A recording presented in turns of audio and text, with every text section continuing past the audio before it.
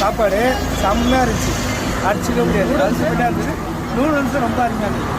அப்புறம் dragon chicken எல்லாமே செம்மையாக இருந்துச்சு.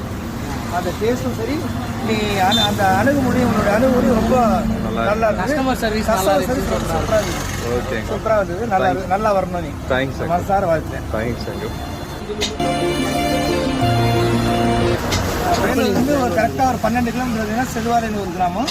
அங்கே இது மாதிரி ஒரு சூப்பரான ஒரு ஹோட்டலு தம்பி வச்சு நடத்துகிறான். வந்து எல்லாம் சாப்பிடுங்க, நல்லா இருக்கும், சிறப்பாக இருக்கும்.